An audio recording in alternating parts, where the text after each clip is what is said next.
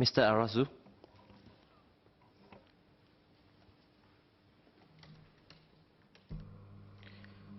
Mr. Deputy, sir, let me state my interest as a NTC Central Committee member excuse me, and a unionist.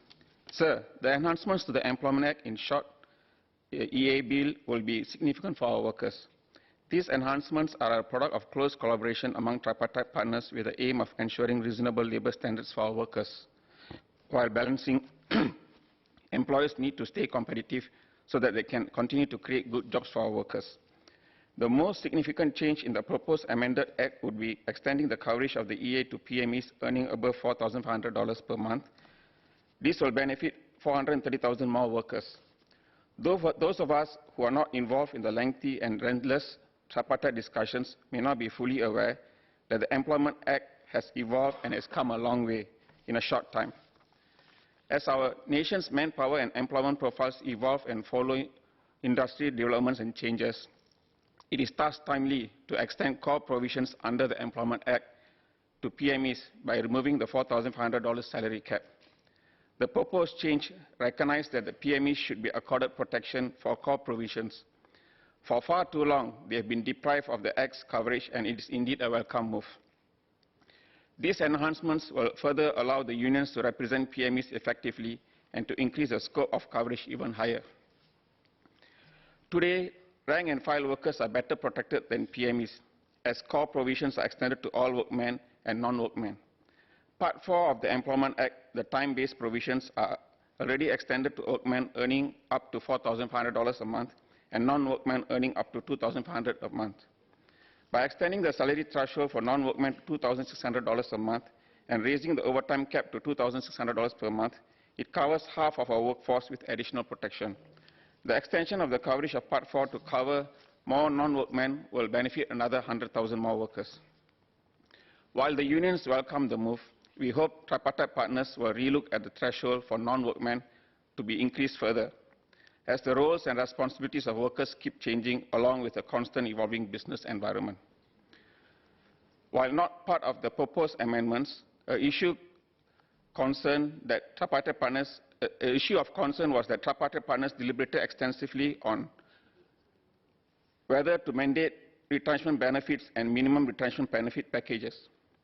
After lengthy discussions, it was agreed that retrenchment benefits are better left to negotiation between the employer and the union, and rightly so.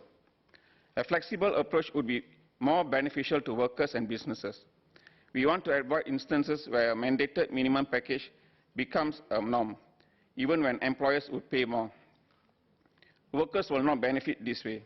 On the other hand, companies may not be able to afford if this mandated minimum package is too high, considering the business circumstances they would be facing. Overburdening of companies at such times would end up affecting workers more. The subject of retrenchment is an emotional one and has financial impact to the workers.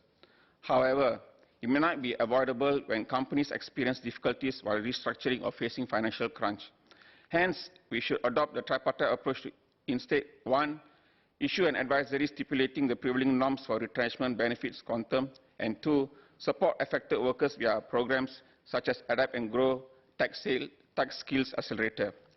Mr. Speaker, at the same time, I would like to urge all tripartite partners to acknowledge that workers have real fears and concerns, as the need to move into automation, digitalization, and embrace new technologies become critical for business competitiveness.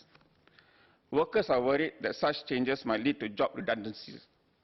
I'm very concerned that there will be employers who will jump in without thoughts given to how its employees might be affected. These are the unenlightened employers who see workers as digits of cost and not as assets. I urge the Ministry of Manpower to work with tripartite partners to educate employers and management, and urge them to work with the unions from the onset of planned automation to take care of their workers holistically and ensure that they will not be affected as long as they are able to upgrade their skills to handle new automation processes and necessary technologies. Ultimately, workers should not be worse off. At the recent 44th International Transport Workers Federation Congress held in Singapore, the subject of automation and its impact to workers were discussed. We heard from our foreign counterparts that automation has led to outsourcing of existing jobs. impacted their wages, and caused displacement of the workers. We, on the other hand, are glad that tripartite partners are here agreed on pro-employability position. As we all understand and embrace the need to automate and digitalize, we need to ensure that companies engage its employees from the beginning and to find an effective role for them. We do not want to see jobs going to other countries due to automation, as stated by the Dockers Union at the recent ITF Congress. At the same time, as businesses transform and move into higher automation and new technologies, there are employers who may conveniently hire foreigners who have higher skills, and citing that our Singaporean workers do not have these skills. But what have these employers done to train our Singaporean workers to take on these jobs? Sir, I urge the Ministry of Manpower to work with the tripartite partners and to ensure proper dialogues takes place between the employers and the unions when going into automation, and that tripartite guidelines be set in place to guide employers and companies when they move into automation. We should look at incentivizing companies that train their workers to attain higher skills, and at the same time pay closer attention to how we can enhance our fair consideration framework.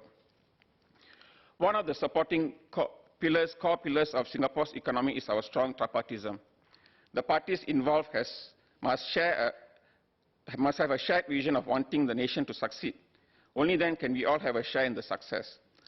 Tripartism has contributed to us being ranked the top 10 most competitive economies in the world and ranked number 2 for being a business-friendly environment by the World Bank. A stable, transparent, and conducive business environment has ensured that companies are willing to invest and set up business operations over here, and thus ensuring better job prospects for Singaporeans.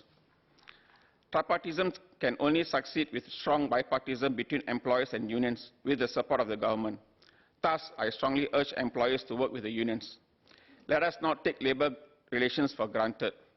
Let us not forget the lessons learned from the volatile industrial climate of the 1950s and 60s. In conclusion, Mr. Deputy Speaker, the fourth industrial revolution is upon us. Businesses here must transform and evolve in order to sustain and grow. It is critical that these latest enhancements continue as part of our ongoing journey in ensuring our employment law stays relevant and updated, so that workers are protected while business needs are addressed. With this, I move in support of the bill. Thank you.